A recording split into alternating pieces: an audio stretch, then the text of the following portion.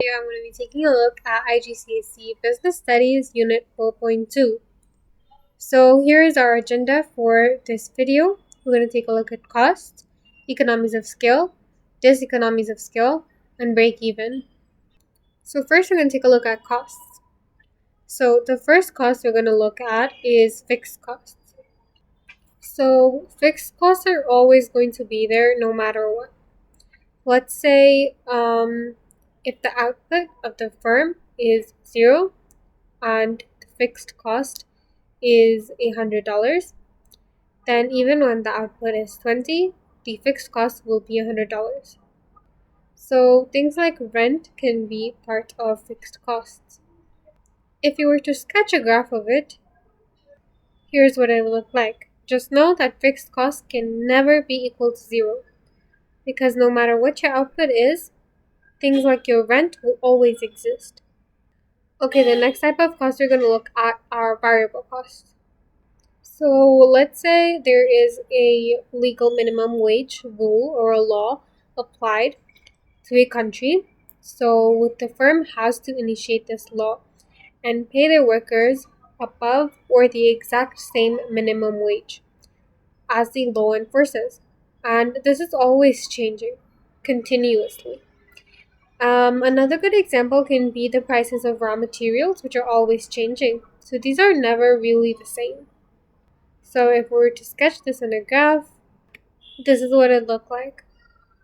So FC is fixed cost and VC is variable cost. Now variable cost could be 0 because if you are starting up your business and you're paying rent, obviously because you are in a place, you're renting a place, so you have to pay the rent. But if you do not purchase any raw materials or if you have no employees, your fixed cost can be 0.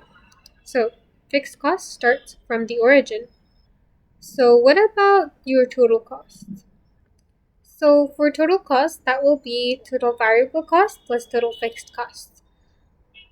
Now, as I said, variable cost could be 0, but fixed cost can never be 0. So if you were to sketch total costs, it will look something like this. Now you also need to know that total cost is equals to average cost times output. But what is average cost? So as derived from the name average, you know you're going to have to divide. So think about it for a second. Okay, so average cost is basically total cost over total output. So it literally means the cost of one unit. Unless you're an economics student, you do not know how to sketch that, and that is absolutely fine. We do not learn that in business studies. Now, when can a business use such types of evaluation or costs? So we can use it for choosing the best location. So if one country A, has cheap labor, then it can opt to locate in country A to reduce its variable cost and technically its total cost. Or it can choose to locate in a country where raw materials are bought for cheap, which again helps reduce costs. So that's basically all you need to know under costs. Now let's take a look at economies of scale. Okay, so think about it for a second. If the output of a firm increases, what happens to its costs? Or well, its average costs. Think about it. Okay, so I'm certain most of you said its average costs increase, but it does not. It actually decreases. Why is that? Let me tell you. Okay, so there's something called economies of scale. So it basically means that an increase in your output will lead to a decrease in costs. And that is beneficial to the firm. Now, in what ways can economies of scale help reduce the costs? Well, there are a few types of economies of scale. One of them are technical economies of scale. If you have a large business, then that means you can afford to buy new technology and new machinery, while a new small business may not yet be able to afford that because it's not as big. Another type we have is managerial economies of scale. So a large firm will be able to afford highly skilled managers that can help control their businesses But again, a small firm that has just started up will not be able to afford this. And obviously, more skilled labor is beneficial to the firm. And obviously, in the short run, they may increase costs, but in the long run, they do help keep costs down. Then we have financial economies of scale. So if you're a large established firm, then the bank is more likely to give you a loan rather than a small firm. It's because you have a good reputation and you're a large firm, so you cannot easily shut down. Hence, the bank knows that it is safe by giving you a loan and you won't run away. Because it's easy to just close down small firms, not as easy to close down a large firm. Next is purchasing economies of scale, and it's basically the fact that you can buy in bulk if you're a large business, and this will initially help you reduce your costs because if you're buying more raw materials for a cheaper price because like they give you a discount, that will basically help reduce your costs. And the last type of economies of scale we're going to look at are marketing economies of scale. So if you're a large established firm, it is easy for you to buy cars and advertise on large billboards. So more people will get to know your firm, which is good for you. But a small firm that has just started will not have the financial resources to do so. So it won't be known by a lot of people. Okay, that is it for economies of scale. Let's move on to diseconomies of scale. Okay, so diseconomies of scale, and I've been seeing a couple of people asking me to share this document once I'm done, and I will do so. This is only for the live people. If you're watching the recorded version of this on like YouTube, then I will try and insert a link in the description. So diseconomies of scale are basically the opposite of economies of scale, and basically when output increases, the costs increase. So diseconomies of scale are bad, and economies of scale are good. So here are the three types or ways we have of diseconomies of scale. We have poor communication because as a firm gets large, the chain of command will also get large. So it takes time for the manager to talk to the people that are really, really low in the structure.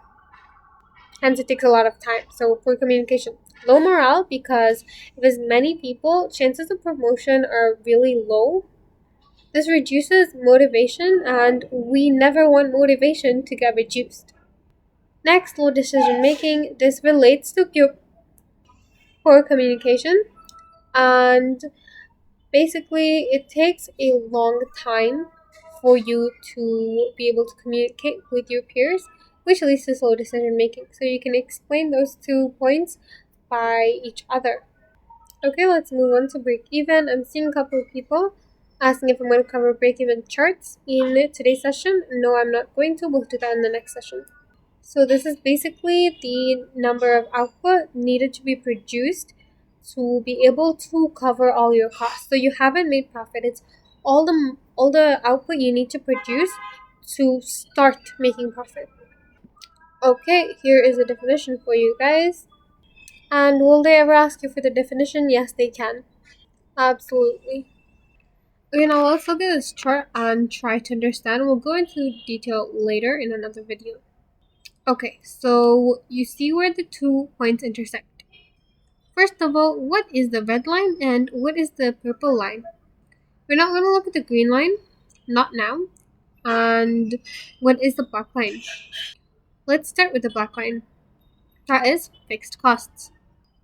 Next, the green line is variable costs. I told you can start from zero. We're not looking at the purple line, and the red line is total costs.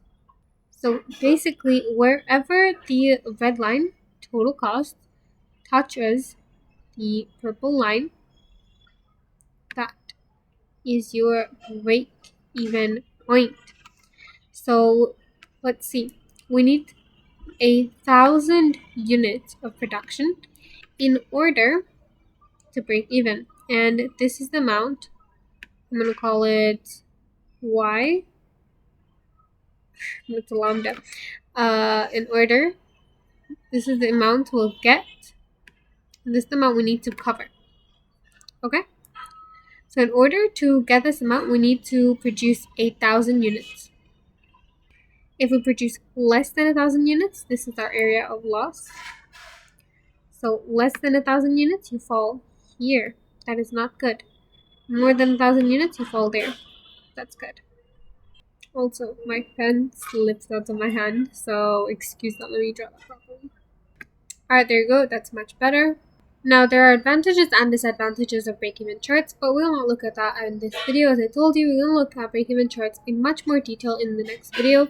So, the guys watching the recorded version, wait for that. And the people in this session, when I meet you the next time, that's what we're going to look at. So, do some research. Okay, but that's it, you guys. Have a nice day. Bye.